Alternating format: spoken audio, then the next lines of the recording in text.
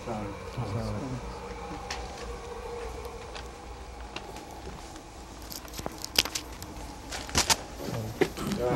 ہے. فرمائیے آج کن کن کو اپنی تکلیف دی ہے؟ یہ ملک سلیم صاحب سیکرٹری تبلیغ ہیں. اکرم خان صاحب واٹفورڈ کے پریزیڈنٹ ہیں. واٹفورڈ جی. صفدر علی صاحب نائب صدر خدام الحمدیہ لیٹن سے ہیں. اور ڈاکٹر فاروق ندیم صاحب چیسٹر سے ہیں.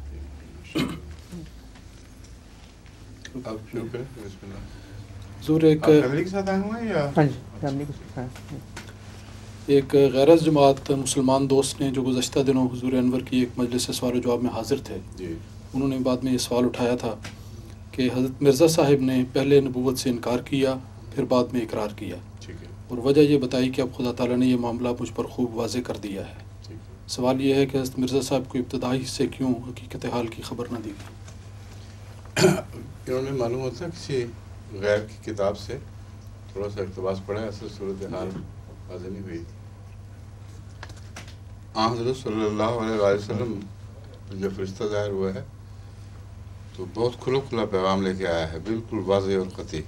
اقرا بسم ربک الذی خلق. اور اس کے باوجود جب حضرت خدیجہ تسلی دیتی نہیں اور فرماتی نہیں کہ تجھے کچھ نہیں ہوگا، تو آپ اس فکر کا اظہار کرتے رہے کہ مجھے کیا ہو گیا ہے، یہ کیا واقعہ تھا، کہیں کوئی گویا کوئی بد اثر تو نہیں، نعوذ باللہ من ذالک. وہ یہ کیوں ہوا واقعہ، اس سے زیادہ کھلی اور واضح وحی دنیا میں کسی پر نازل نہیں ہوئی، نہ ہو سکتی ہے. یہ ہر اس شخص کے اپنے انکسار سے تعلق رکھنے والی بات ہے جو عظیم مراتب پر فائز ہوتے ہوئے بھی اپنے آپ کو کچھ نہ سمجھے. اور اس صورت میں ان مراتب سے پہلو تہی مقصد نہیں ہوتا، بلکہ ان مراتب کو اپنے سے زیادہ بلند شان سمجھتے ہوئے، اپنی عاجزی کی آنکھ سے دیکھتے ہوئے اپنی تعجب میں مبتلا ہوتا ہے کہ یہ کیسے ہوا. چنانچہ حضرت مسیح موعود علیہ السلام نے اس واقعہ کی تفصیل لکھی ہے کہ مجھے عیسیٰ کہا گیا اور میں تعویل ہی کرتا رہا کہ میں ایک غیر نبی، مجھے اس سے کیا نسبت، یہاں تک کہ بارش کی طرح وحی نازل ہوئی تب مجھے سمجھ آئی. حقیقت الوحی میں نبوت کے مسئلے پر بھی تفصیل سے روشنی ڈالی ہے. میں کہ یہ عقیدہ سب کا تھا کہ خاتم النبیین کے بعد کسی قسم کا کوئی نبی نہیں. بڑے بڑے علماء جو بعد میں احمدیت میں داخل ہوئے، ان کو کیوں نہیں دکھائی دیا پہلے کہ قرآن میں ایسے دلائل موجود ہیں جس سے پتہ چلتا ہے کہ خاتم النبیین سے مراد آخری صاحب شریعت نبی ہے. تو حضرت مسیح موعود علیہ السلام کے لیے جب براہین احمدیت سے الفاظ شروع ہوئے نبی،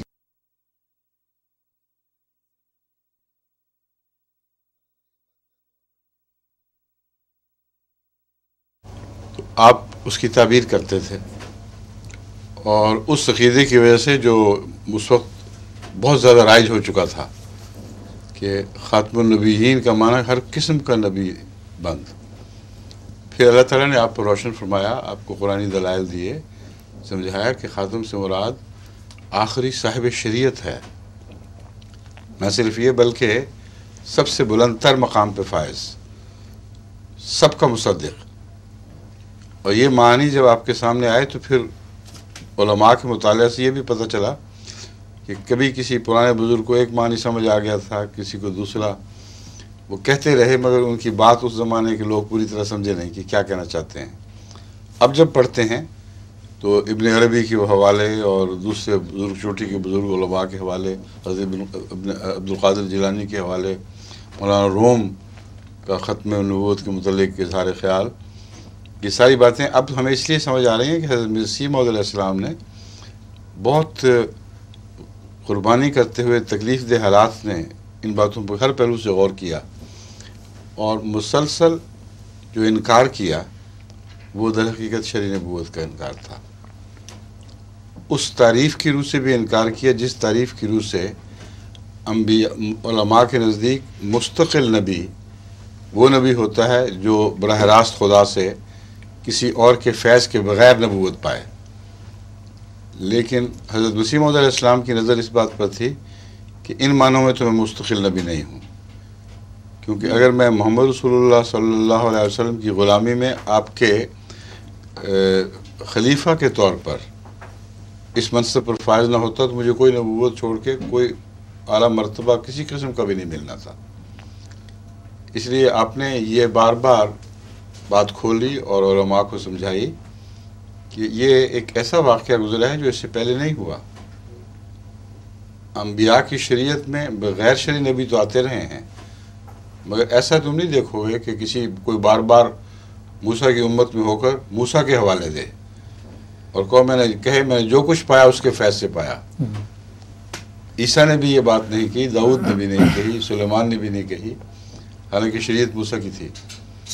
تو غیر شرعی ہونے کی صرف بحث نہیں اٹھائی، یہ ایک اور نیا نقطہ ہے جو حضرت مسیح موعود علیہ السلام نے پیش فرمایا کہ میرا تعلق حضرت محمد رسول اللہ صلی اللہ علیہ وسلم سے روحانی ابلیت اور کامل غلامی کا ہے، اور یہ فیض میں نے حضرت صلی اللہ علیہ وسلم سے پایا، کیونکہ خدا کے ہاں مقدر تھا کہ آپ کی شریعت میں آپ کے کامل غلام کو اس منصب پر فائز کیا جائے جس کا نام امتی نبوت ہے۔ بس یہ ہیں سارے مراحل جن میں سے حضرت مسیح علیہ السلام گزرے ہیں۔ شروع کا انکار اور بعد کا بھی کئی دفعہ انکار ہوا ہے، پہلی دفعہ نہیں صرف ہوا، ہمیشہ کسی مخاطب کی کسی تعریف نبوت کو پیش نظر رکھ کر ہوا ہے۔ جہاں یہ اعلان ہوئے علماء کی طرف سے کہ آپ نبی کے دعوے دار ہو کے محمد رسول اللہ کے دائم غلامی سے خارج ہو گئے ہیں، آپ منکر ہو گئے ہیں خاتمیت کے، وہاں حضرت مسیح علیہ السلام نے حلف اٹھا کے دعوے کیے کہ میں نے کہیں ایسی نبوت کا دعویٰ نہیں کیا، مگر ہر جگہ جہاں بھی ہے ایک جگہ بھی امتی نبوت کے دعوے کا انکار نہیں ہے، ایک جگہ بھی، ہر دوسری تعریف کی روح سے ہے۔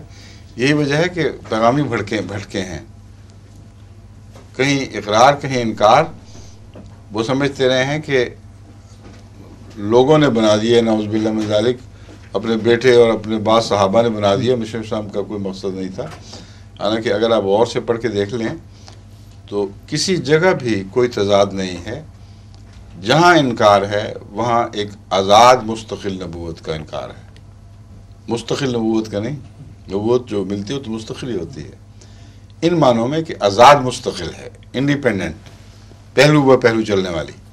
اور نے فرمایا اس کا سوال ہی کوئی نہیں ہوتا، اگر میں یہ مانوں تو دائرہ اسلام سے خارج ہو جاؤں گا، کوئی شخص بھی جو یہ مانے گا وہ دائرہ اسلام سے خارج۔ ایسی نبوت ہمیشہ کے لیے بند ہے، اور ایسی نبوت جو شریعت لے کے آئے، جو قوانین نے شرعی میں اضافہ کرے یا ان میں کمی کرے، اب نے فرمایا حرام ہے کلیتاً۔ تو جہاں زور و شور سے نبوت کی اس تعریف کی روح سے انکار کیا گیا ہے، وہاں بعض دفعہ ناسمجھ مباحث احمدی بھی تھوڑی دیر کے تزلزل میں پڑ جاتے ہیں، یہ کیا بات ہے۔ پھر یہ دوسری جگہ قطعیت کے ساتھ دعویٰ ہے کہ ہاں میں ہوں وہی جس کو بار بار خدا نے نبی فرمایا ہے، تو پھر ان کے دل حوصلہ پکڑتے ہیں، مگر تضاد ہے ہی کوئی نہیں، صرف مختلف زاویوں کی بات ہے۔ اگر ہر زاویے سے دیکھ کر مسیح موعود علیہ السلام کے کلام کو پڑھیں تو ہر زاویے کی بات اپنی جگہ درست ہے، زاویہ بدلیں گے تو بات بدل جائے گی، سمجھ گئے؟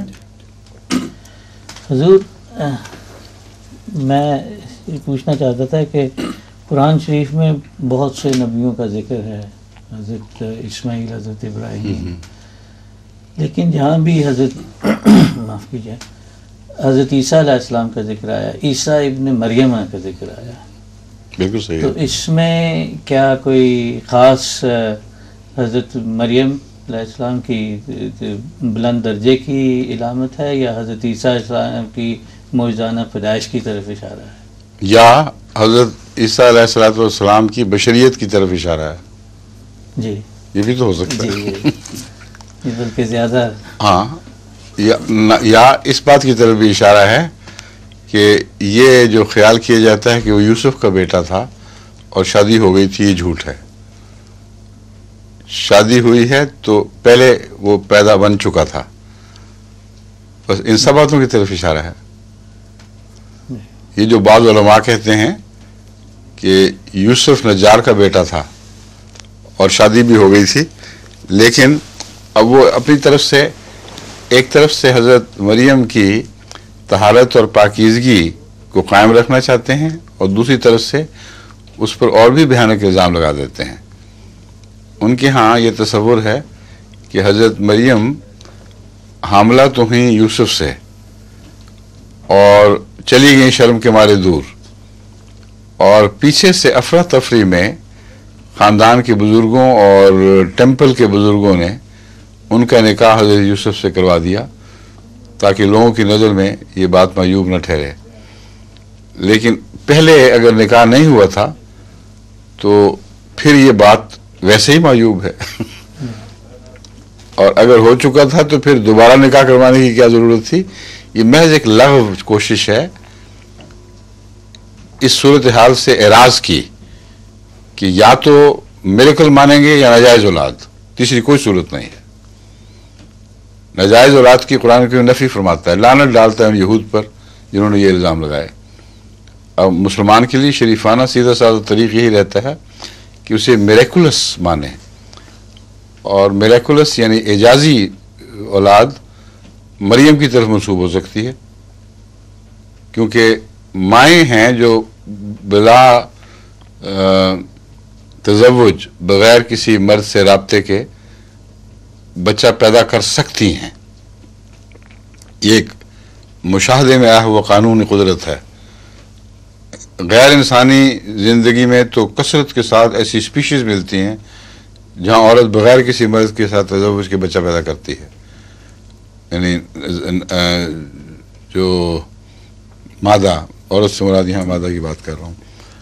اور انسانی زندگی کی تحقیق سے بھی یہ بات ثابت ہو چکی تھی پہلے کہ یہ ممکن ہے، عقل اور سائنس کے خلاف نہیں کہ کوئی عورت بچہ پیدا کرے اور وہ بغیر کسی خامند یا کسی مرد کی آمیزش کے ہو. ایک صرف الجھن تھی کہ ایسی صورت میں سائنسدانوں کا خیال تھا کہ بچہ ہمیشہ لڑکی ہوگا، مرد نہیں ہو سکتا.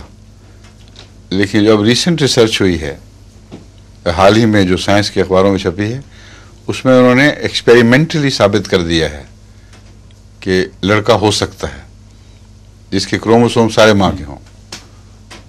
تو یہ اتنی سی بحث ہے جس کے اوپر اب قرآن کریم کی صداقت کے نشان منظر عام پر ابھر رہے ہیں اور غیر مسلم ہی یہ سب نشانات پیش کر رہے ہیں. ٹھیک ہے؟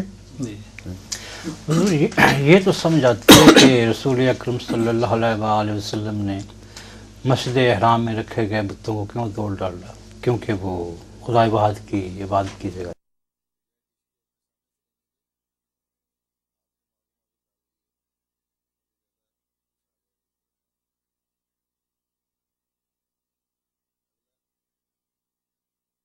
نہیں آتی کہ حضرت ابراہیم علیہ السلام نے اور محمود غزنوی نے بھی دوسروں کے مندروں میں جا کر ان کے دیوتاؤں کو کیوں توڑ ڈالا؟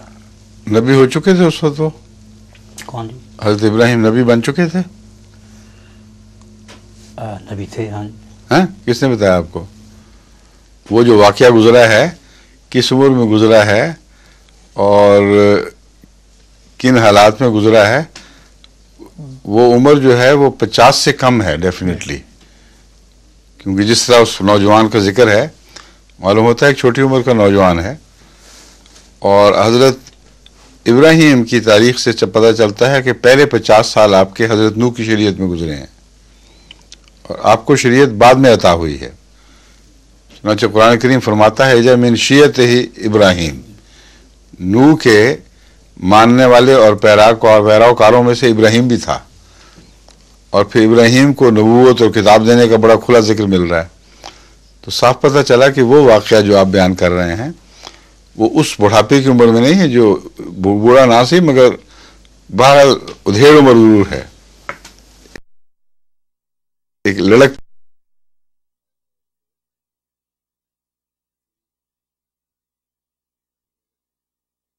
تھا بتوں کے خلاف، اور اس میں ایک حکمت بھی تھی ان کو سمجھانے کی خاطر کہ اگر بتوں میں جان ہے یا بتوں کے پیچھے کوئی خدا ہے انہی کی نمائندگی میں، یا یہ اس کی نمائندگی کر رہے ہیں، تو یہ واقعہ اتنا بھیانک ہو گیا ہے اور کسی کو کچھ پتہ نہیں. تم کسی بت سے پوچھ بھی نہیں سکتے آخر کیا بات ہے.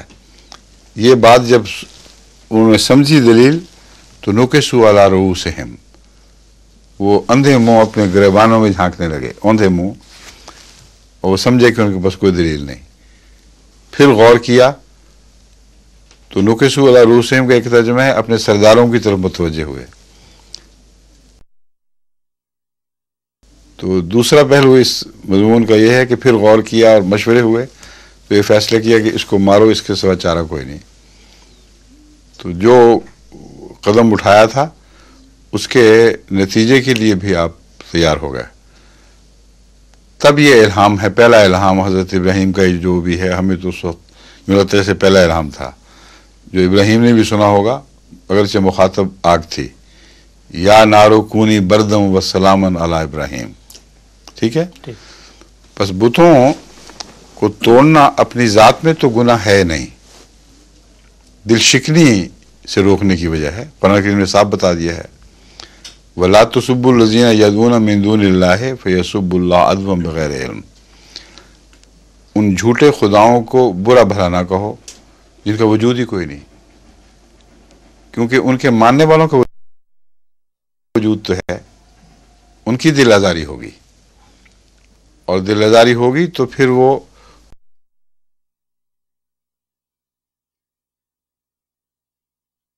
خدا کو بھی گالیاں دیں گے اور تم ذمہ دار ٹھہرو گے. پھر بڑا ہی پر حکمت کلام ہے جہاں غیر مذاہب کے فرضی خداؤں کی بھی اتنی عزت قائم کرنے کا حکم ہے کہ ان سے متعلق بد کلامی نہ کرو. اگر اور وجہ نہ صحیح تو یہ تو سوچو کہ وہ بد کلامی کریں گے تو تمہارے سچے خدا پر بات آئے گی. یہ تعلیم ہے عمومی، مگر فی ذات ہی بت کوئی حقیقت ہی نہیں رکھتے اور کوئی انسانی یہ فطری جرم نہیں ہے.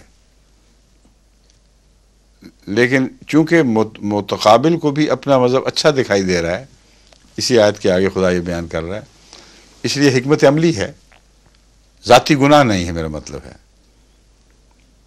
ایک حکمت عملی ہے اور بنیادی طور پر انسانی حقوق کو تسلیم کرنے کی وجہ سے اس کے سوا کوئی اور تعلیم دکھائی نہیں دیتی، ممکن نہیں ہے. بس ابراہیم علیہ السلام نے جو بت توڑے ہیں وہ حقیقت میں انسانی قدروں یا خدا کے احکام کی نافرمانی نہیں کی ہے، بلکہ اس زمانے میں جو حالات تھے اس زمانے میں آپ نے ایک رسک لی ہے، اپنی جان کی رسک لی ہے، اور کہا ہے میں اس کے باوجود تم کو ثابت کر کے دکھاؤں گا کہ ان کی کوئی حقیقت نہیں. تو جواباً انہوں نے پھر اپنا حق استعمال کیا. انہوں نے کہا ٹھیک، یہ بات ٹھیک ہے، تم نے وہ توڑے ہیں اگر تو پھر ہم بھی تمہیں توڑ سکتے ہیں. اس وقت اللہ تعالیٰ نے دخل فرمایا اور ان کو بچا لیا. مگر کھلی چھٹی نہیں ہے کہ غیروں کے معابد میں داخل ہو کر ان کو برباد کرو، تہس نہس کرو، اسے یہ استنباط نہیں ہو سکتا. اللہ تعالیٰ کے فضل سے جماعت احمدیہ باوجود ایک چھوٹی سی جماعت ہونے کے MT انٹرنیشنل کے ذریعے 24 گھنٹے اسلام کے پیغام ساری دنیا میں پہنچا رہی ہے. کیا وجہ ہے کہ ساری دنیا کے غیر احمدی مسلمان مل کر اس کام میں اب تک ناکام ہیں، جبکہ اکثریت میں بھی ہیں اور مالدار بھی ہیں؟ ان کے لیے ممکن نہیں ہے. جو مرضی کریں، سر جوڑے گئے ہیں، سعودی عرب سے پیسے بھی مانگے گئے ہیں، کچھ نہ کچھ وہ کرنے کی کوشش بھی کریں گے، مگر ممکن نہیں ہے. اس کی وجہ ہے کہ ان کے اپنے مزاج بگڑے ہوئے ہیں. وہ پبلک جو دلچسپی لیتی ہے اس کو مذہبی باتوں میں دلچسپی کو خاص نہیں ہے. چند چیدہ مولویوں کے بچے ان کے پروردہ لوگ ہیں جو ان کے جلسوں میں اکٹھے ہوتے ہیں. اب اس عالمی سوال سے پہلے یہ سوال آپ کو اٹھانا چاہیے تھا کہ کیا وجہ ہے کہ مسلمان، غیر احمدی مسلمان انگلستان میں ہم سے قریباً کم از کم 90% زیادہ ہیں، اور ہم اگر 10% ہیں، یہ بھی ایک کھلا اندازہ ہے، मगर हो सकता है कुल मुसलमानों की आबादी के यहाँ हम 5% हों, तो उसके बाद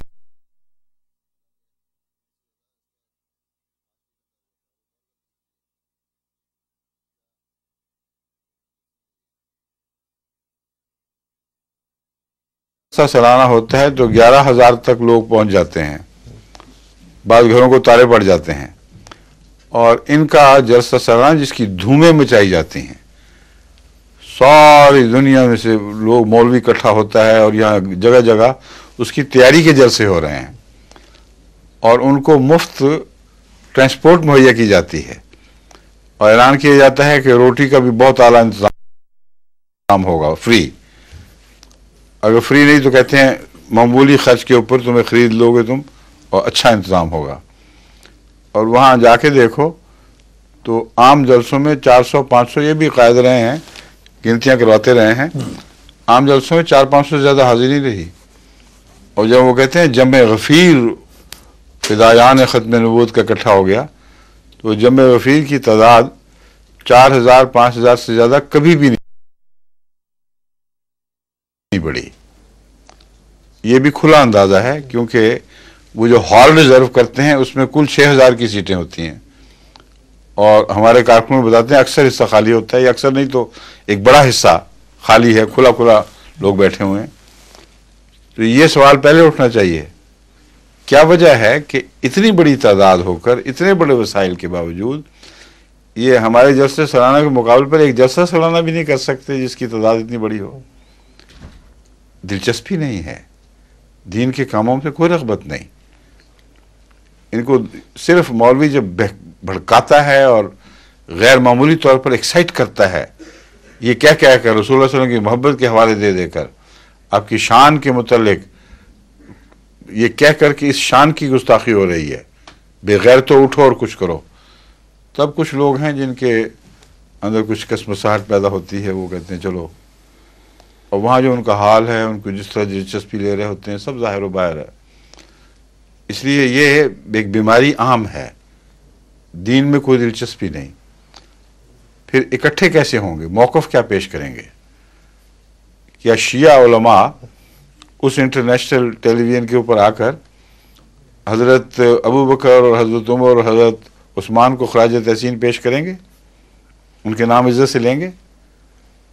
क्या ये शिया अइम्मा को तस्लीम करके उनके इस मसलक को मानेंगे कि फ़िल हकीकत नाउज़ बिल्लाह हज़रत अबू बकर और उमर और उस्मान ये तो खिलाफत के डाका डालने वाले थे, जो शिया कहते हैं। इन्होंने एक झूठी इस्लाह बनाई मसीह मौद को नबूवत का डाकू। फिर फर्जी झूठी कहानी, अगर इमाम महदी नबूवत का डाकू होना था तो फिर नबूवत का डाकू इमाम महदी को भी कहो, क्योंकि मसीह मौद ने तो इमाम महदी से ऊपर कुछ कोई बात नहीं की। लेकिन जहाँ ये डाकू कहते हैं खुलम खुला, वहाँ ये इकट्ठे होंगे और ये कहेंगे कि हाँ ये दुरुस्त है कि हम इस्लाम के नज़दीक ये भी जायज़ है कि हज़रत अबू बकर, हज़रत उमर, हज़रत उस्मान रज़वानुल्लाह अलैहिम को खिलाफत के डाकू कहा करो, मुनाफिकीन के सरदार कहा करो। क्या बरेलवी और दूसरे उलमा अपने मसालिक में इकट्ठे हो जाएंगे? क्या मसलक पेश करेंगे दुनिया के सामने? हम तो अपने टेलीविज़न पे एक एक का मसलक खोलते हैं और बताते हैं, उसका जवाब क्या देंगे?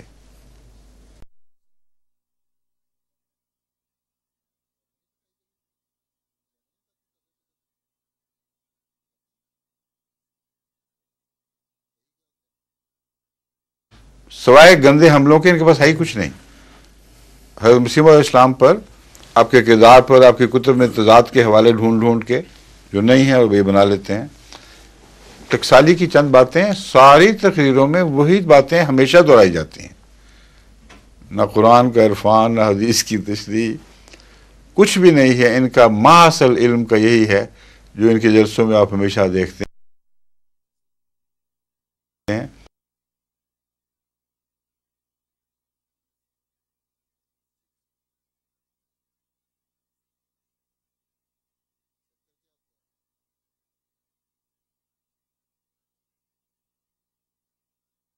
باتیں کبھی کوئی چیز نہیں آئی، نہ قرآن کی محبت میں، نہ حدیث کی اس محبت میں، نہ مسائل کے متعلق روشنی ڈالی ہو کہ آج کے زمانے میں یہ مسائل ہیں، ان کا یہ حل ہے.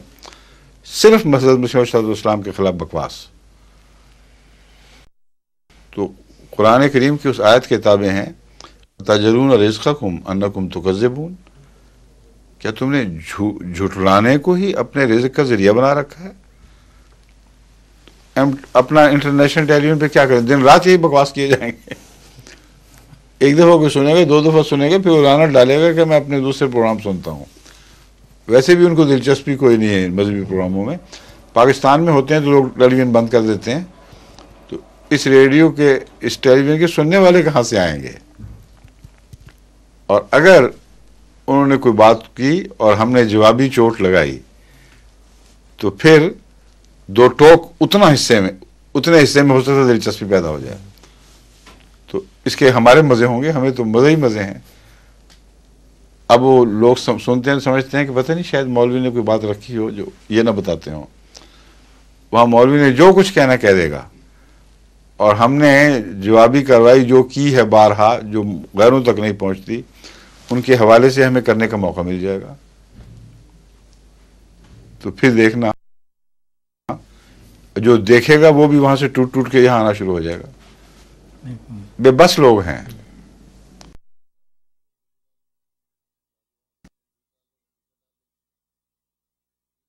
قرآن کریم کی آیت نعوذ باللہ غلط ہو کہ تم تکذیب کو روٹی کمانے کا ذریعہ بنا رہے ہو. یہی مولوی ہیں، انہوں نے جب بڑی بڑی حکومتوں سے بات کرنی ہے تو کچھ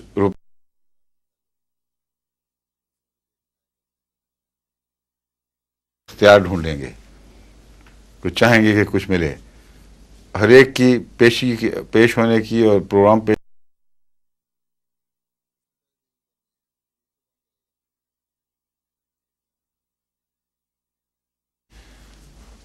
اب وہ اتنی قیمتیں لے کر پھر ہر دفعہ وہی ہر بات بیہودہ اور لغو.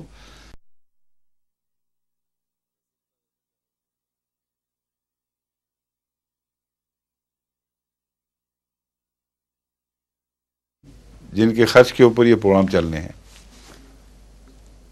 قرآن و حدیث کے مسائل کتنی دفعہ بیان کریں گے؟ یہ وہی ٹکسالی کی ہر دفعہ وضو اس طرح کرو، ہر روز یہی بتایا کریں گے کہ وضو اس طرح کیا کرو. یہ سب فرضی قصے ہیں، ان کے اختیار میں نہیں ہے. میں تو بار بار ان کو کہہ رہا ہوں آ جاؤ سامنے، نکلو تو صحیح. ان میں طاقت جان نہیں ہے. مطلب ہے اگر جوش آتا بھی ہو تو موڈس آپرینڈی کوئی نہیں ہے ان کا، کوئی طرز عمل ان کی ہو سکتی ہی نہیں، کیونکہ 72 فرقوں میں بٹے ہوئے ہیں. ہم تو کسی فرقے میں نہیں بٹے ہوئے. ہمارا ہر عالم آئے گا تو ایک ہی بات کہے گا، اذا سید منا خلا قام سید قول لما قال الکرام فعول. ہمارا ایک سردار جب گزرتا ہے تو دوسرا وہی باتیں، وہی کردار لے کر آتا ہے، وہی باتیں کہتا رہتا ہے. مطلب ہے اس کے مسلک میں کوئی تفریق نہیں، کوئی تبدیلی نہیں. ان کے ہاں تو آئے دن مسالک کے اوپر جوتیوں میں دال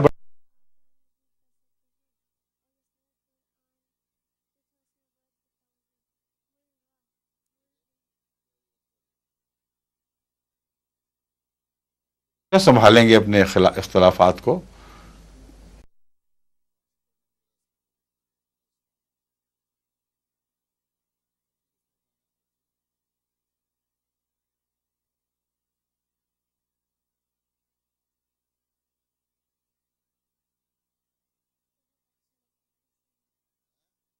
بہت مشکلات ہیں.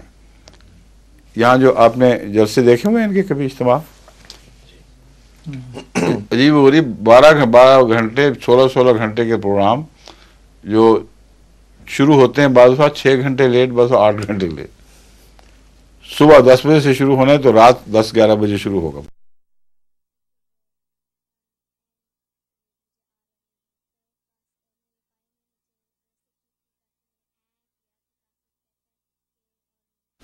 یا بہت جلدی ہو جائے تو 5-6 بجے شروع ہو جائے گا. پھر ساری رات بولتے ہیں اور پھر آپس میں لڑائیاں کہ مجھے تھوڑا وقت دیا, تمہیں تھوڑا وقت دیا, اس کو زیادہ وقت مل گیا, اور چھینا جھپٹیاں اور سٹیجوں پر قبضے. تو میں کہتا ہوں آئیں اور ساری دنیا کو تماشا دکھائیں, انٹرنیشنل ٹیلی ویژن دیکھیں تو صحیح کہ لوگ کیا ہیں یہ, پھر ان کے چہرے ہمیں فائدہ دیں گے. ایسی نحوست پرستی ہے.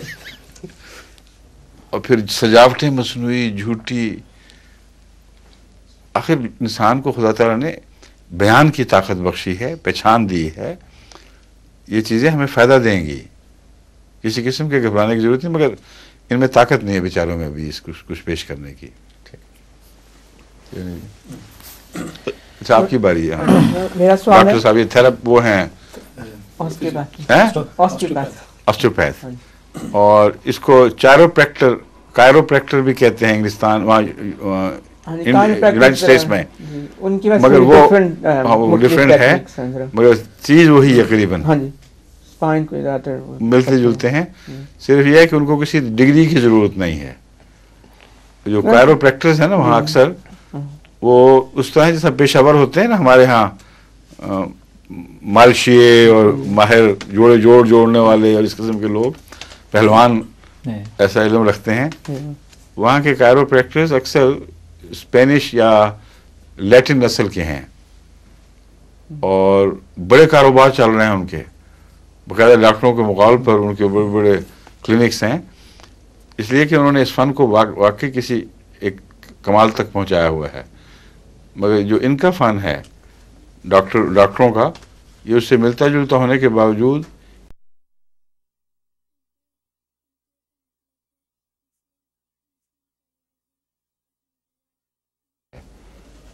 ان کی گہری علمی بنیاد ہے. یہ باقاعدہ جب تک وہ کالجوں میں پڑھ کر تمام پٹھوں کے رگ و ریشہ کو نہ پہچان لیں, ان کو اجازت نہیں ہوتی. اس ملک میں تو زیادہ ویسے بھی زیادہ آسٹیوپیتھس ہیں, کائروپریکٹرز کم ہیں اس ملک میں.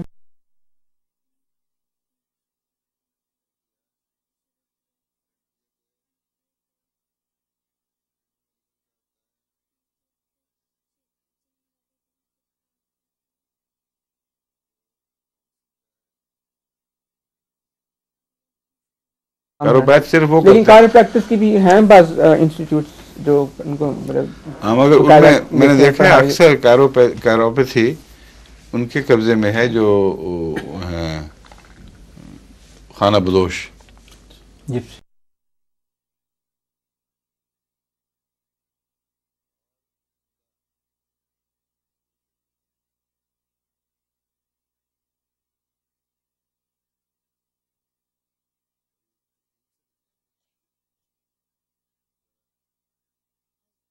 ہاں, جو کیری کرتے ہیں نا اپنا سب کچھ اپنے, یہاں خانہ بدوش اس ٹائپ کے نہیں جو ہمارے ہاں ہیں.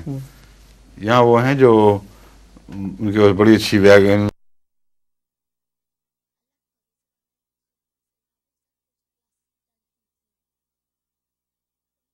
ہم ہر قسم کی سہولتیں. ایک بار ہمارا بھی دوست بنا ہوا ہے, سیر پہ کئی دفعہ جا کے آتا ہے, وہ اس سے باتیں پتہ چلتی ہیں. ہی is also a well known کائروپریکٹر. کائروپریکٹیشنر یا کائروپریکٹر کیا کہتے ہیں, کائروپریکٹر بھی کہتے ہیں. کائروپریکٹرز جو کائروپریکٹک کرتے ہیں یا کائروپریکٹیشنرز, تو وہ مجھے بتا رہی, ساری باتیں اس نے مجھے بتائی ہوئی ہیں, اور مجھے دماغ یہی تھا کہ آپ اور اس میں فرق کیا ہے. ہاں, زیادہ جو کائروپریکٹر کی ٹیکنیکس زیادہ فورس استعمال کرتے ہیں, ٹھیک ہے, تو آسٹیوپیتھس کی زیادہ جینٹل ہیں. یہ صحیح ہے, اور جینٹل ہے, انجریز کا بھی کم ہے, اس لیے کہ وہ ان کو جواب دہ ہیں قانون کے سامنے. یہ جو مرضی کر دیں نکل جاتے ہیں ہاتھ سے. تو میرا سوال یہ ہے کہ مختلف سوال و جواب کی محفلوں میں رفع یدین کا ذکر ہوا ہے, جی, اس سے کیا مراد ہے؟ اچھا, اور اس طرح ہماری جماعت کا اس کے متعلق کیا موقف ہے؟ موقف تو میں بیان کر چکا ہوں مختلف سوال و جواب میں. یہ ہے کہ چونکہ حضرت صلی اللہ علیہ وسلم سے ثابت ضرور ہے کہ آپ نے کسی خاص موقع یا خاص محبت کی موج میں اٹھتے ہوئے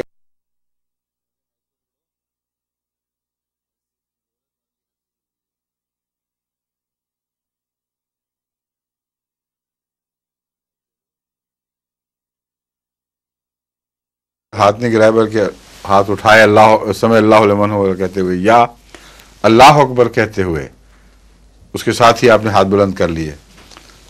تو یہ جو حضرت صلی اللہ علیہ وسلم کی طرف ایک نہیں بہت سی حدیثیں منسوب ہیں.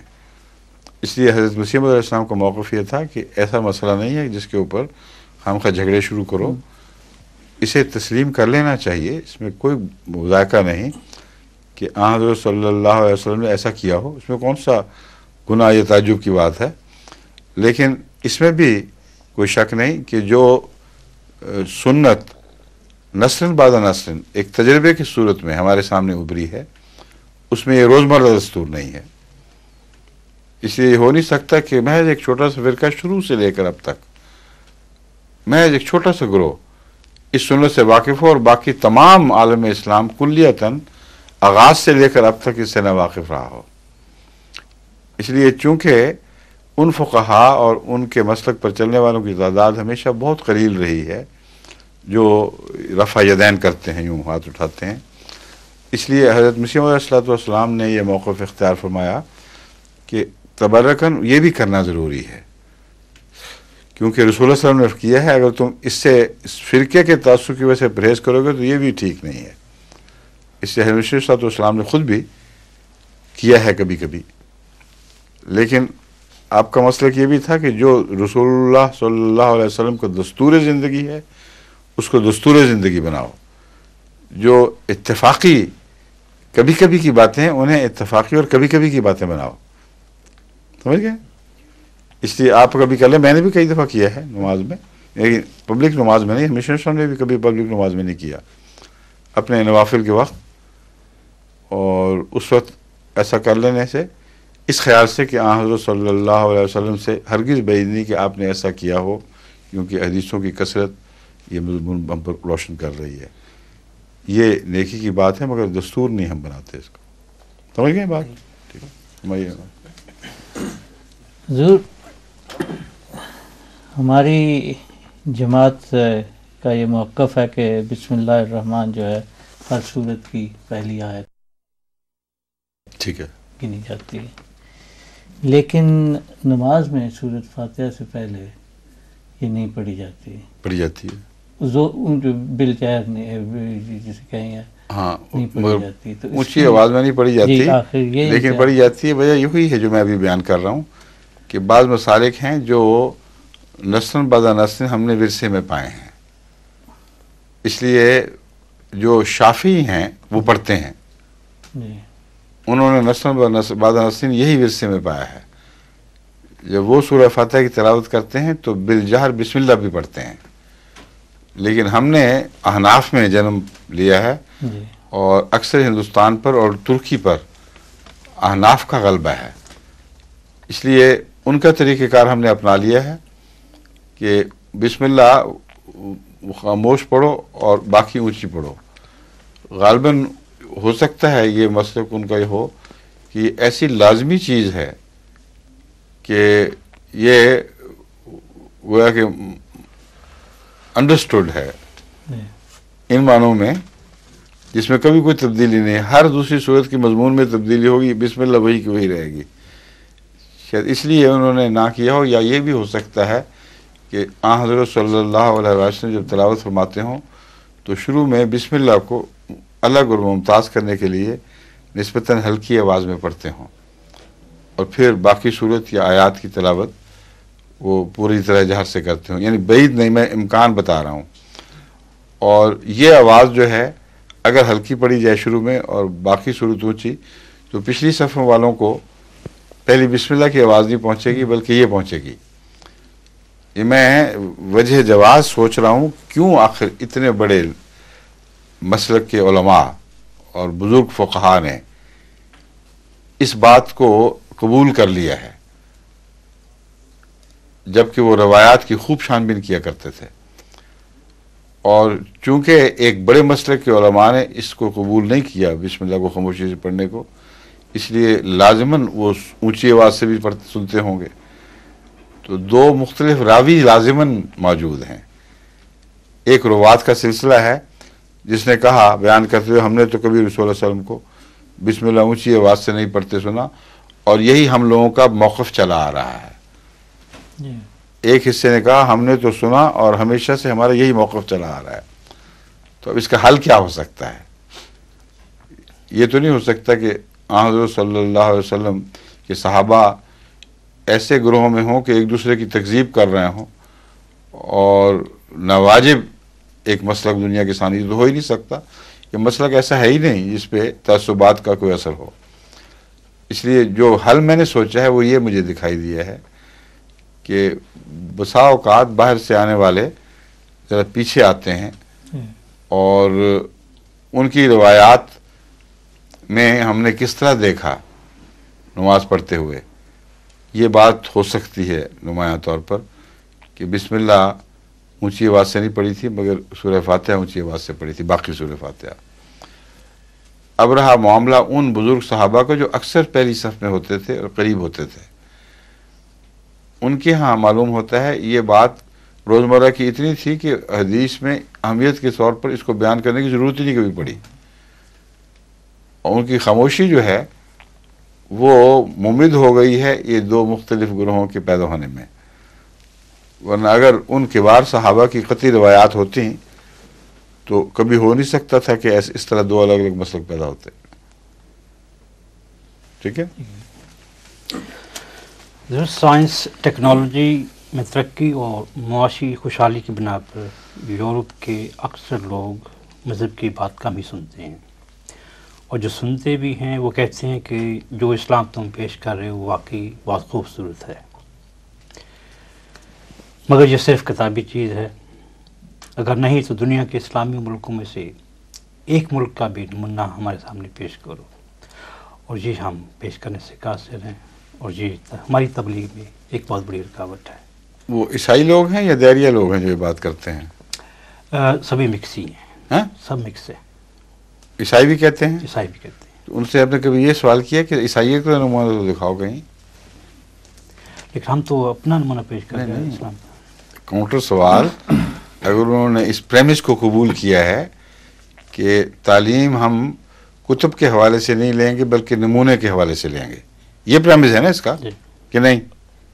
نمونہ، ہاں یہی کہ ہم کسی تعلیم کو اس کے ماننے والوں کے نمونے کے حوالے سے قبول کریں گے، کتب کے حوالے میں ہمیں کوئی دلچسپی نہیں. ٹھیک ہے. تو ان سے کہو اب بتاؤ عیسائیت کی تشریح کر کے دکھاؤ. کیا 300 سال پہلے کی انگلستان کی عیسائیت کے نقوش ظاہر کرنے میں ممید ہوگی جبکہ عورتوں کو زندہ جلایا جاتا تھا اس الزام پر کہ انہوں نے جادوگری کی ہے، جادوگرنیاں بن گئی ہیں؟ یا اسپین کے ظلم کی داستان کو تم عیسائی مذہب کی صحیح تفسیر اور تعبیر سمجھو گے؟ تو ماننے والوں کے حوالے سے جب وہ دور نکل چکے ہوں، اپنے نبیوں کی تاریخ سے بہت آگے بڑھ گئے ہوں، کسی مذہب کو حسن بھی ظاہر نہیں ہو سکتا. ہم تو تمہیں مذہب اور خدا کی طرف بلاتے ہیں جس کا حوالہ آغاز کا حوالہ ہے بس. اور اگر ہم سچے ہیں تو پھر ہمارا نمونہ دیکھو، ملک کیوں ڈھونڈتے ہو؟ جو کہنے والے ہیں ان کا فرض ہے ہمارے جلسے پر آؤ، دیکھو تو صحیح کہ کس قسم کا کراؤڈ ہے، کیا ان کے اخلاق ہیں، کیسی خدمت کے جذبے ہیں. ادھر آؤ، جب MTA کے نمونے دیکھو. کبھی دنیا میں ایسی چیز کبھی ہوئی ہے کہ ہزارہ نوجوان اور مخلصین ایک کوڑی پیسہ لیے بغیر اپنی طرف سے خرچ کرتے ہوئے، اپنا قیمتی وقت خرچ کرتے ہوئے دن رات خدمت پر مامور ہوں، اور محبت کا یہ عالم کہ کالا سفید کے ساتھ مل گیا اور زرد کالے کے ساتھ ایک ہو گیا. یہ اسلام ہے. اگر تم نے دیکھنا تو ہمارے اندر دیکھو. اگر تم بنی نوع انسان کی ہمدردی میں ہماری تعلیم سے متاثر ہو کہتے ہو کہیں نہیں، تو ان ملکوں میں کیوں ڈھونڈتے ہو جو ہمیں مانتے ہی نہیں؟ اس جگہ مطالعہ کرو جہاں ہم ہیں. روا جا کے دیکھو کس طرح ہر گندم کی فصل پر غریبوں کے لیے الگ انتظام ہوتے ہیں تاکہ جب غربت اور مہنگائی کا وقت آئے یا قحط کا وقت آئے اور مہنگائی کا وقت آئے تو کوئی غریب بھی بغیر تحفظ کے نہ ہو. اس کو پتہ ہو کہ میرے گھر اتنے دانے پڑے ہیں کہ اگلی فصل سے پہلے میں بھوکا نہیں مر سکتا. یہ نمونہ جنہوں نے آپ کو ان نمونوں کی طرف بلایا وہ پیش بھی تو کر رہے ہیں. تعلیم کا معیار دیکھو، وہاں ہمارے ہسپتال دیکھو، بین انسان کی خدمت پر کس طرح کمر بستہ ہیں. سارے افریقہ میں جو قربانیاں ہو رہی ہیں، بوسنیا میں جو ہم نے کردار ادا کیا، تو صرف تاریخی حوالے کی بحث نہیں ہے، ایک زندہ نمونہ تمہارے اندر جاری ہے. جو بلا رہے ہیں وہ دکھا بھی رہے ہیں، تو تم یہ کیوں کہتے ہو کہ ان میں دکھاؤ جو تمہارے مخالف ہے؟ اس میں تو کوئی لاجک نہیں ہے. سمجھ گئے؟ حضور مغربی ملکوں میں اسٹاک ایکسچینج کا کام بہت زیادہ ہے، اور یہ سسٹم ان ممالک کی اکانومیز میں ایک بہت زیادہ ظالمانہ کردار ادا کر رہا ہے. کیا تعناس کیا ہوا ہے اس نے. جی جی نہایت ہی ایک شیطانی چیز ہے، جس نے جو اقتصادی نظام کو سہارا دینے کی بجائے لوگوں سے آمد و ناس سے پیسہ لوٹنے کا ایک ذریعہ ہے، ایک فراڈ ہے. اور تمام چیزوں میں اعتبار اٹھ گیا ہے. کموڈیٹی اگر ایکسچینج ہو اور پیسے ہاتھ تبدیل ہونے سے پیسے بدلیں تو یہ صحیح تجارت ہے. لیکن کموڈیٹیز کا کوئی ایکسچینج نہ ہو، اس مفروضے پر داؤ پہ پیسے لگائے جائیں کہ شاید قیمت بڑھ جائے گی، شاید قیمت گھٹ جائے گی، تو اقتصادیت نظام کو تو کوئی فائدہ نہیں پہنچا، کیپٹل نظام کو فائدہ پہنچا ہے. چند ہاتھوں میں اس طریقے سے وہ دولت مرتکز ہونے لگ جاتی ہے، اور اکثر عوام الناس مارے ہی جاتے ہیں بیچارے، جن کے پیسوں سے یہ کھیل کھیلا جاتا ہے. اور سارے اعتبار اٹھ جاتے ہیں. ایک سیاسی فیصلہ ہوا قیمتیں گر گئیں، ایک سیاسی فیصلہ ہوا قیمتیں چڑھ گئیں. اس کو اقتصادیات کون کہتا ہے؟ ایک کھیل ہے، فراڈ ہے. اس سے جتنی جلد یہ لوگ نجات پائیں گے ان کو فائدہ ہوگا، ورنہ کئی دفعہ ان کے بحران پیدا ہوتے ہیں محض اس سٹے کی وجہ سے، انٹرنیشنل سٹے کی وجہ سے. ٹھیک ہے، شکریہ. ضرورت یہ سورت الجن میں ذکر ہے ورس 24 فٹ نوٹ.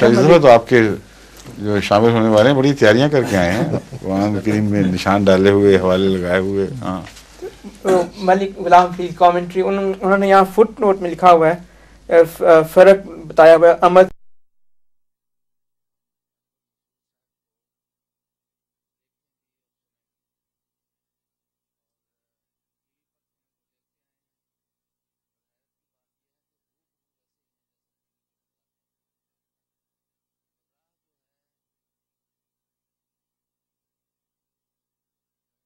آمد اور عبد.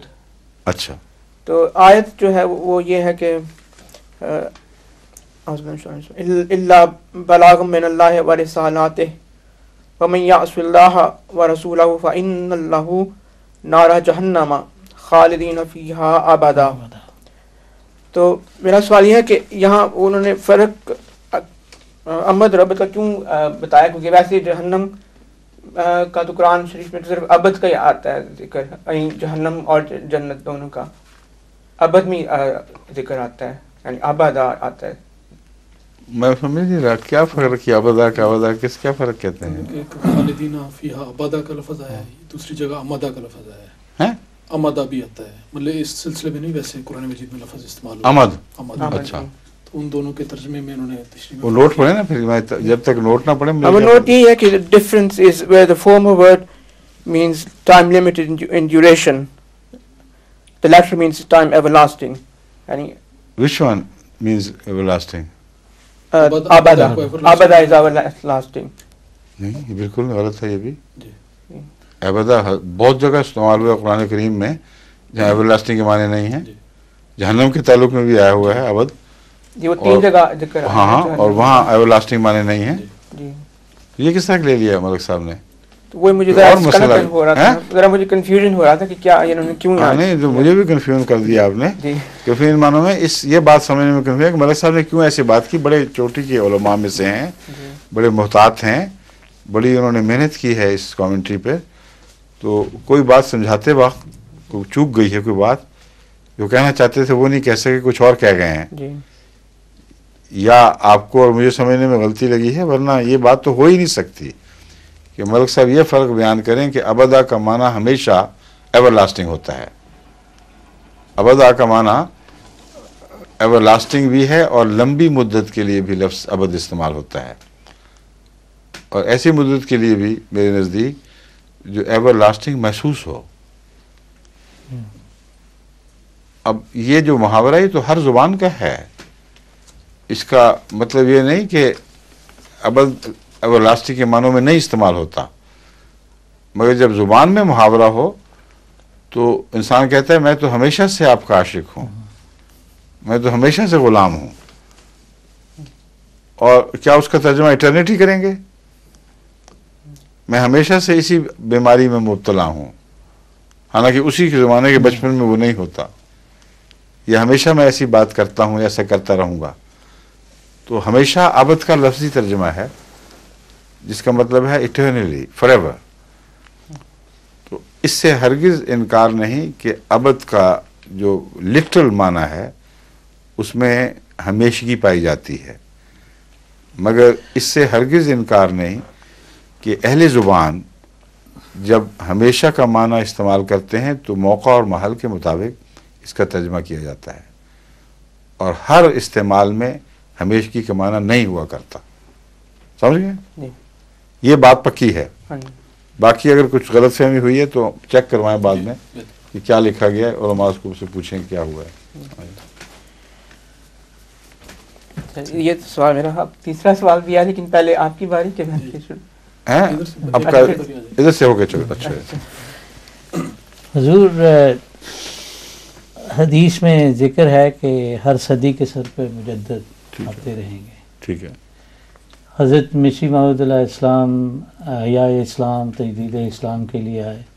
اب خلفائے مسیح موعود اسی کام کو جاری رکھیں گے. سوال یہ ہے کہ کیا ان کے وقت میں بھی کوئی مجددین آ سکتے ہیں؟ رسول اللہ صلی اللہ علیہ وسلم سے پوچھنا چاہیے نا، جن کی پیشگوئی ہے، اور آپ جواب دے چکے ہیں اس کا. آپ نے فرمایا جب مجدد کی حدیث آئی ہے تو اس وقت پہلے نظام خلافت کے انحطاط کا ذکر ملتا ہے. امت میں جب مرکزیت نہ رہے گی، جب ایسے حالات پیدا ہوں گے تو اس میں متبادل کے طور پر مجدد نے آنا ہے. خلافت کی موجودگی میں کسی ایک حدیث میں بھی مجدد کے ظہور کا کوئی ذکر میں نہیں پڑا کبھی. سمجھیں؟ اس کو زندہ رکھنے کے لیے اللہ تعالیٰ سے تعلق محبت رکھنے والے بزرگ، جن سے خدا بھی تعلق اور محبت رکھتا ہے اور ان کی رہنمائی فرماتا ہے، یہ مجدد کا تصور ہے. اور اپنے زمانے کے رائج ایوب کو وہ قلع کما کرتے ہیں، ان کے خلاف ایک جہاد شروع کرتے ہیں، اور بعض غلطیاں جو راہ پا جاتی ہیں ان کی اصلاح کرتے ہیں. اس طرح یہ اندھیری راتوں میں جلنے والی شمعیں ہیں، یہ بہت بڑی روشنیاں بھی ہیں، تو عالمی حیثیت کی نہیں، ارد گرد ماحول میں وہ اپنا کام دکھاتی ہیں اور اندھیروں کا ازالہ کرتی ہیں. لیکن خلافت عالمی ہے. اول تو یہ فرق بڑا نمایاں ہے. حضرت ابو بکر سارے عالم کے خلیفہ تھے، حضرت عمر رضی اللہ تعالیٰ عنہم رضوان اللہ علیہم یہ بھی کل عالم کے خلیفہ تھے یا نہیں؟ یا اس وقت چین میں کوئی اور خلیفہ بنا ہوا تھا؟ ایک تھا صرف، جو کل عالم اسلام کے کے نظام کا مرکز اور محمد رسول اللہ علیہ وسلم کا نمائندہ تھا. کوئی ایک مجدد دکھائیں مسیح سے پہلے جس نے یہ کردار ادا کیا ہو.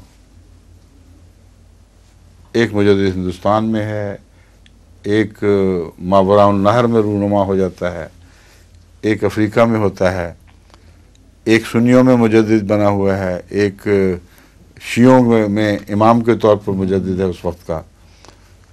تو کوئی عالمی مجدد دکھائیں تو صحیح جو اس سے پہلے ظاہر ہوا ہو.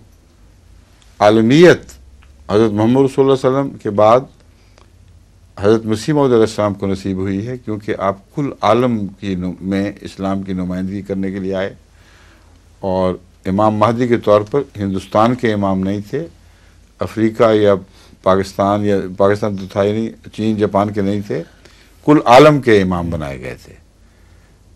جبکہ اس سے پہلے کبھی کسی مجدد کو کل عالم کا امام نہیں بنایا گیا، اور اس حیثیت سے آپ کا خلیفہ بھی جب تک یہ خلافت دنیا میں جاری ہے اسی مرکزیت کا نمائندہ ہے، کل عالم کا ہے، اور آپ گواہ ہیں، 100 سال سے اوپر گزر چکے ہیں۔ خلافت نے یہ نہیں کیا کہ یہ نائجیریا کی خلافت ہے، یہ فلاں ملک کی ہے، یہ فلاں ملک کی ہے، تمام دنیا کا ایک ہی خلیفہ ہے۔ تو یہ جو خلیفہ ہے اس کے ہوتے ہوئے مجدد کیسے آئیں گے؟ اگر آئے تو خلاف نہیں آ سکتے، آئے تو مقامی طور پر کچھ روشنیاں پیدا کرنے والے بزرگ ہو سکتے ہیں، جن کو ہو سکتا ہے ان کی وفات کے بعد لوگ کہیں بڑے مجدد تھے، کیونکہ ایسے مجدد بھی گزرے ہیں جنہوں نے ساری عمر دعویٰ کیا ہی کوئی نہیں، نہ ان کی زندگی میں ان کو مجدد کہا گیا، وفات کے بعد لوگوں نے کہا بڑا کام کیا تھا، ضرور مجدد ہوں گے، زمانہ بھی وہی ہے۔ تو یہ مجددیت تو خلافت کی راہ میں حائل ہی نہیں، نہ ہونے کی اجازت دی جا سکتی ہے اللہ کی طرف سے، کیونکہ جو مرکزی نظام وہ قائم کرتا ہے اس کو اس طرح منتشر کرنے کے لیے کوئی ہرگز خدا تعالیٰ تقدیر جاری نہیں کر سکتا۔ اور اب حدیث سنیں حضرت صلی اللہ علیہ وسلم کی کہ فرماتے ہیں پہلے یہ ہوگا، پھر یہ ہوگا، پھر مجدد، وہ حدیث کے الفاظ ہیں آپ کے پاس؟ اچھا، ملوکیت ہوگی، پھر ظالم ملوکیت ہوگی، پھر جب مسیح موعود تشریف لائیں گے ثم تکون خلافت علی منہاج النبوہ، کہیں مجددیت کا اس کے بعد ذکر اشارتاً بھی نہیں ملتا۔ کئی دفعہ میں لوگوں کو کہہ چکا لا کے دکھاؤ تو صحیح کہ حضرت مسیح موعود علیہ السلام کے بعد بھی مجددیت جاری ہوگی، اس کا کوئی ذکر کہیں سے دکھا دو۔ اور جب خلافت دوبارہ قائم ہوگی وہاں یہ کوئی نہیں فرمایا کہ مجددیت اسی طرح جاری رہے گی۔ ثم تکون خلافت علی منہاج النبوہ۔ حضرت مسیح موعود علیہ السلام بھی یہ فرماتے ہیں کہ آپ کی اپنی خلافت جو ہے وہ کہتے ہیں 1000 سالہ دور ہے اور اس کے بعد بھی جاری رہے گی۔ یہ تو صالح خلافت قطعیت کے ساتھ وہ ہے جس کے مسیح موعود ہم گواہ بن گئے ہیں کہ 1000 سالہ دور میں تو یہ میری ہی خلافت کا دور ہے، اس لیے اس میں شک نہ کرنا۔ تو عمر نو جو حضرت مسیح کو ملی ہے ان معنوں میں بھی ملی ہے، سمجھ گئے؟ سکتہ کے الفاظ بھی آتے ہیں کہ اس کے بعد پھر ہاں یہ کہہ کے خاموش ہو گئے، پھر اس کے آگے بات نہیں کیا گیا۔ یہ بھی حدیث میں ثم سکت، پھر آپ نے کلام بند کر دیا۔ ٹھیک ہے، جو آج عیسائی دنیا میں گڈ فرائیڈے منا رہے ہیں، اچھا جی، آج ہمارا تو ہر فرائیڈے گڈ ہوتا ہے، ہمارا تو یہی ان کے تو اکثر بیڈ آتے ہیں، گڈ بھی منانے چاہیے، اچھی بات ہے۔ صحیح کا۔ اور آج کے دن صلیبی واقعے کی روشنی میں ہم کس طرح بہتر طور پر عیسائیوں اور خصوصاً غیر احمدی مسلمانوں کو سمجھائیں کہ حضرت عیسیٰ علیہ السلام کا بطور ایک بشر جسم خاکی کے ساتھ، نہیں ضرور آج ہی سمجھانا ہے ان کو، آج دن یہ اپنے مصروف توجہ نہیں، پہلے ہی کم توجہ دیتے ہیں، آج تو انہیں مارنا بھی ہے آپ کو اگر آپ ان کو سمجھانے جائیں گے۔ کیا ہمیں گڈ فرائیڈے منانے دو آرام سے، بس کرو کافی ہو گئی۔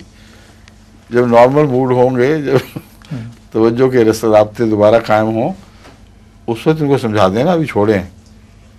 عید والے دن کو آ گیا نا آپ کے پاس عیسائی، تب آپ کو سمجھ آئے گی کیا رد عمل ہوتا ہے۔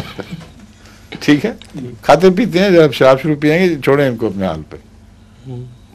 آگے حضور، اہل برطانیہ کو اسلام کی ضرورت کا کس طرح قائل کیا جائے جبکہ وہ اپنے آپ کو مسلمانوں سے زیادہ ترقی یافتہ اور پرامن سمجھتے ہیں؟ ترقی یافتہ تو ہیں، آپ کیوں قائل ہو گئے ہیں ترقی یافتہ ہونے کے؟ اس لیے کہ انہوں نے ثابت کر دیا۔ اب جو روحانی لحاظ سے اسلام کی برتری ثابت کریں گے تو وہ پھر بھی ماننا پڑے گا ان کو، اور اکثر مانتے ہیں۔ اس درجے کا یقین کہ انسان ایک مذہب سے چھلانگ لگا کے دوسرے میں داخل ہو جائے، یہ عام روزمرہ کے یقین سے تعلق نہیں رکھتا، وہ منطقی نقطہ نگاہ سے مان لیتے ہیں۔ مگر وہی لوگ ہیں جن کو جو اپنے منطقی نقطہ نگاہ سے عیسائیت کو سچا سمجھتے ہوئے بھی اس پہ عمل نہیں کرتے تھے، تو آپ کی بات مان کے آپ پہ عمل کیسے شروع کر دیں گے؟ اور بھی مشکل ہے، وہ تھوڑی مشکل تو قبول نہیں کی، اس لیے نفسیاتی لحاظ سے ان کی طبیعتوں میں انکار داخل ہے۔ مادے کی دلچسپی ہے، دوسری چیزوں کو دلچسپی نہیں۔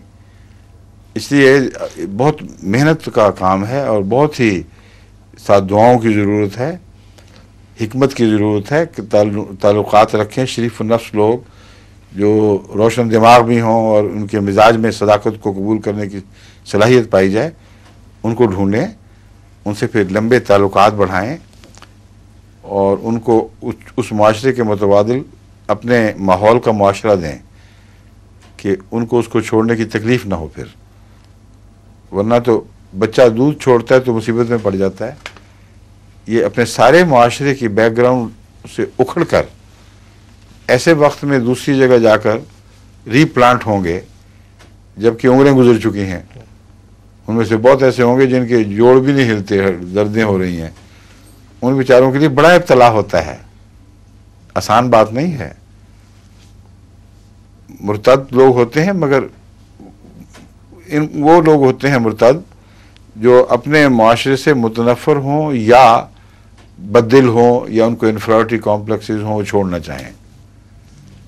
مگر یہاں ارتداد کی بات نہیں ہے، یہاں ایک اعلیٰ قدر کی کشش کی بات ہے۔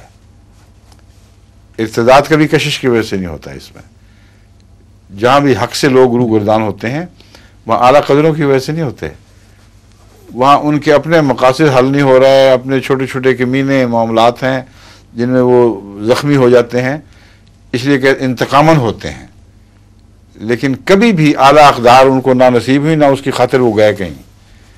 لیکن سچے دین میں آنے والے بلا استثناء اعلیٰ اقدار دیکھتے ہیں، ان کی کشش میں مبتلا ہو جاتے ہیں، پھر وہ جذبہ بڑھتا ہے تو اتنا بڑھ جاتا ہے کہ پھر ان کو چین نہیں آتا باہر، وہ کہتے ہیں ہمیں منظور کر لو۔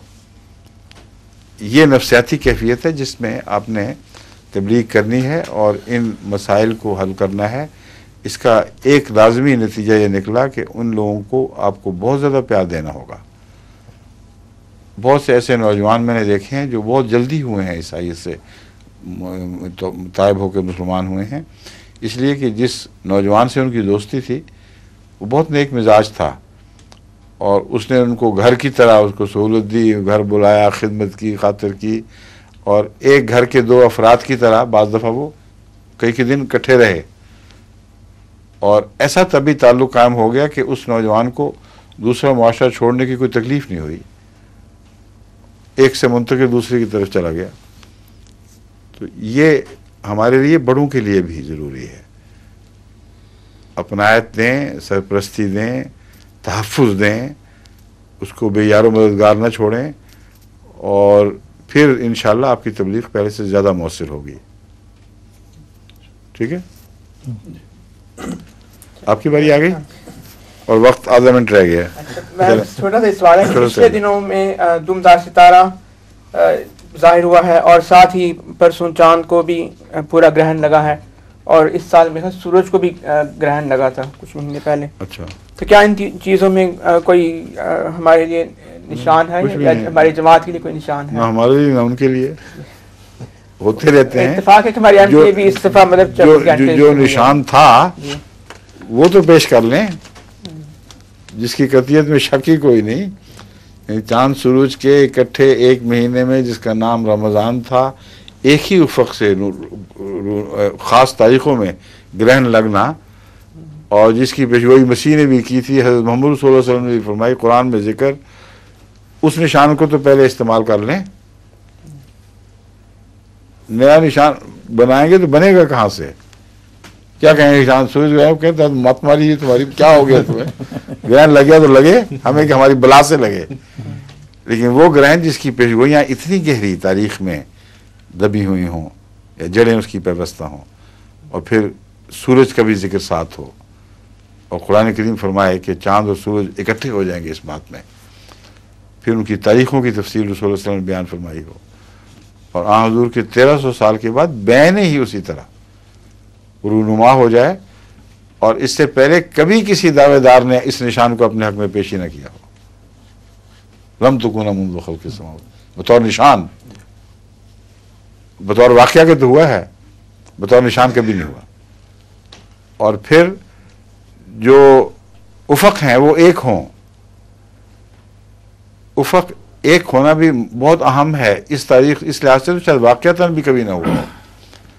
یعنی یہ تو ثابت ہے اگر ہم علم کی روح سے تاریخی سفر کریں تو 6 ایسے مواقع پیدا ہوتے ہیں جن میں یہ امکان ہے کہ چاند اور سورج کو گرہن لگا ہو اور ایک ہی مہینے میں لگا ہو، انہی تاریخوں میں لگا ہو، جبکہ سینکڑوں بار یہ واقعہ ہوا ہے، لیکن ان تاریخوں، ان شرائط کے ساتھ صرف 6 دفعہ ہم نے تفاوض کے بعد نکالا. اور ان 6 دفعوں میں امام مہدی کوئی تھا ہی نہیں دعوے دار، یا پہلے مر چکا تھا اور ایک بھی نہیں ہوا جس نے کہا یہ دیکھ لو نشان. اور ان 6 جگہوں میں یہ ہرگز ثابت نہیں کہ اس افق پر وہ دکھائی دیا ہو جہاں کوئی دعوے دار موجود تھا یا ہو سکتا تھا. تو واقعہ کے طور پر بھی غالباً کبھی نہیں ہوا. زیادہ سے زیادہ امکان ہے کہ 6 دفعہ ہوا ہو، مگر جیسا کہ افق کی شرط لگائی ہے کہ ایک جگہ سے دکھا بھی تو سکے امام مہدی، یہ دیکھو چاند کو سورج گرہن لگ گیا ہے وہ سورج کو. اور یہ تو نہیں کہ یہاں سے سفر شروع کرے سورج گرہن کی تلاش میں اور وہاں جا کے دکھایا کہ یہ دیکھو سورج کو بھی لگا. یہ بہت بڑا واقعہ ہے، اس کو چھوڑ رہے ہیں اور تو جو ہے نا محض توہمات اور ہلکی تماشا بینیاں ان میں مبتلا ہو رہے ہیں. یہ درست نہیں ہے. ٹھیک ہے. اچھا، السلام علیکم. خدا حافظ.